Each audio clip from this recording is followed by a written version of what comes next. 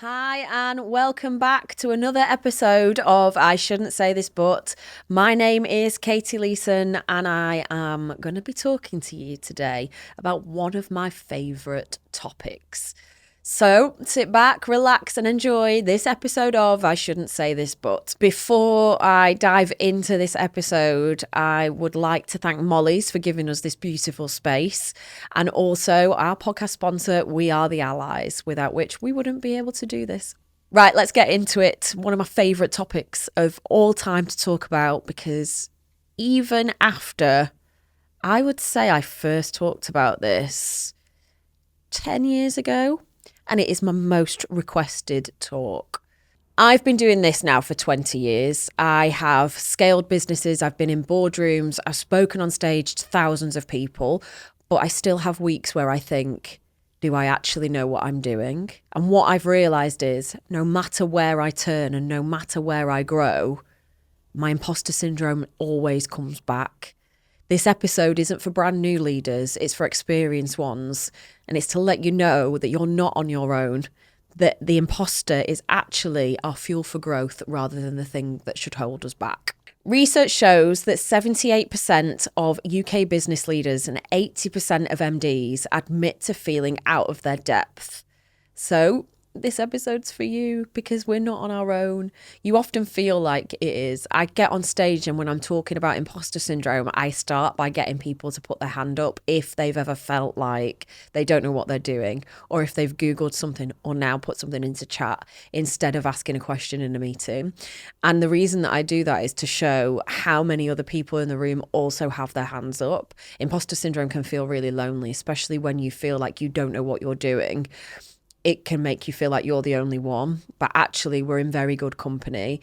People who have experienced imposter syndrome are people like Albert Einstein, Meryl Streep. So I always say if the devil wears Prada has got imposter syndrome, we're all okay. And also I found out recently Dua Lipa. So I feel quite comfortable if they've got imposter syndrome that I'm not on my own. I used to talk very early on in my career about how I found out about my imposter syndrome. That came from me being made MD at the age of 32. Just 6 months into joining Social Chain, I applied for a more senior role and I got that role, and that was managing director of the UK. 6 months in, I was still learning about what the company was doing. Digital hadn't been part of my skill set before then. And I knew that I needed to future-proof myself by learning about social. So when I was made managing director, it started highlighting all of my insecurities about not knowing what the company was doing, still learning about social, still trying to navigate everything that was going on in those early stages of being in a new role. And I used to sit quietly in meetings and not speak. I used to not contribute. I used to worry about what I was going to say. I worry about showing up. And I really thought, who's going to believe in an MD that doesn't believe in themselves? We were such a good culture at Social Chain, and we were so knowledgeable, and we had some of the brightest talent in the UK workforce in our area. I felt like I was going to let everyone down by not knowing what I was doing. I was so fortunate, though, that Social Chain had therapy as one of the offerings we had within our benefits. So we had therapy as a benefit. And I went to go and see Karen because I knew that I couldn't do this job if I was going to try and shrink and hide and not lead in a way that was authentic. So went to see Karen, and she asked me what my role was. And I answered her and I said, I'm MD, and I physically shrunk in the chair. And it was that point that she said, it sounds like you've got imposter syndrome. I hadn't heard of it before. It wasn't something that I'd explored. It wasn't talked about that much. And doing a bit of research on it, it's actually the inability to see one's own success, no matter how successful you've been. And as I've mentioned, so many other people, leaders, founders, successful people also struggle with the same feeling. I then started exploring with Karen where that may have come from, all around my role as a managing director. So we talked a little bit about what my stereotype was in my head of what an MD should be. And I honestly thought a managing director in my head, when I think of one, the thing that pops in my head is an old man in a grey suit. Now, that's not me. I can't be an old man in a grey suit. So what I was doing was actually leading from something that I could never actually be. And that was the thing that was holding me back. I looked it up on Google Images. I put managing director in Google Images. And at the time, every picture that came up was a man in a suit. The first picture of a female that was scrolling right down was a Getty image. It wasn't even a real image. So I was telling myself I wasn't an MD. Google was telling myself I wasn't an MD. So all of these things were like escalating in my brain that were stopping me from reaching my full potential. The way that I dealt with it with Karen was to really understand what it was that I could do and what I was successful at that made me a good managing director for Social Chain, not a good managing director in the stereotype that I had in my head, but what was it that I could be for the culture that we were building and the team we were building and the work we were doing that actually made me a success. And because of that, and because I managed to get that through in my head, we had so much growth within 6 years. We hired the best talent, we worked with the best brands, and it still popped up. The imposter syndrome was always there in the background, but I managed to deal with it in a way that enabled us to grow at pace, at speed, and it wasn't something that held me back or the team back any longer.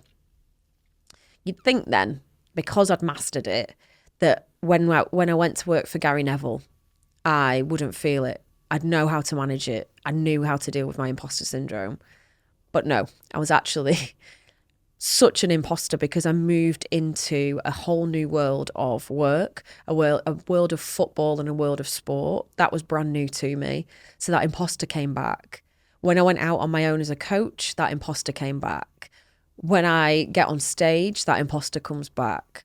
And the thing that I've realised is we don't talk about it enough. It's not written about, it's not shared. We don't discuss the fact that even as you become more successful, your imposter syndrome will always keep coming back. And I want to flip how we look at imposter syndrome now. When that imposter pops up, I look at it as a way of me being able to grow. So if my imposter is popping up, it's telling me there's stuff that I need to learn. That learning leads to growth, and that growth leads to success. So instead of letting it hold you back, use it as the marker for your next level up. It's there, it's going to bug you, but then use it as your motivator. And my imposter syndrome now, I use it as a marker for growth and success rather than something that stalls me. There are 3 ways that imposter syndrome actually shows up in experienced leaders. Those can look like over preparation.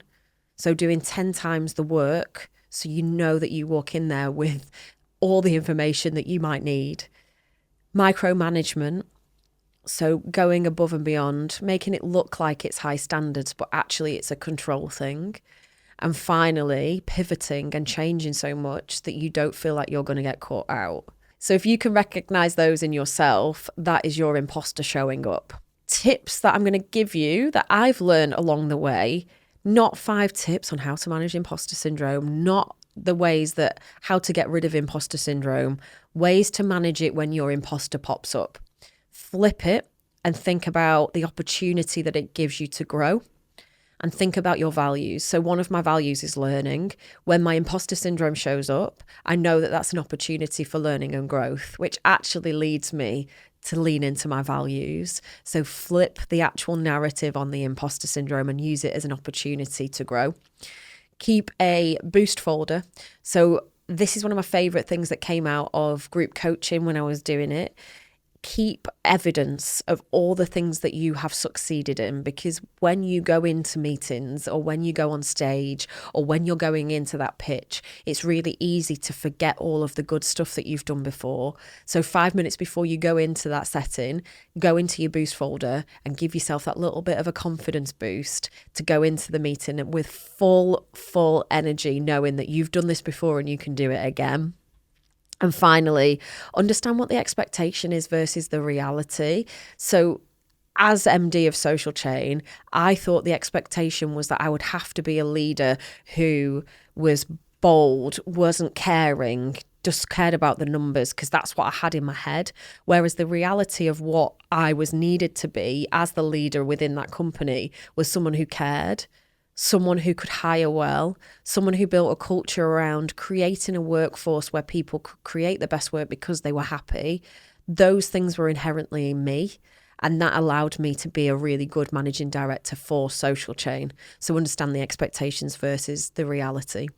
Imposter syndrome is never going to go away. And as long as you know that and you can deal with that and you know your tools to manage it, you can actually use it as a massive force for growth. Thank you so much for joining me on I Shouldn't Say This, but this is one of my favourite topics to talk about. It's not discussed enough, and I hope you found it useful and reassuring that you're not on your own. Big thank you to our sponsors. We are the Allies, and I will see you next time.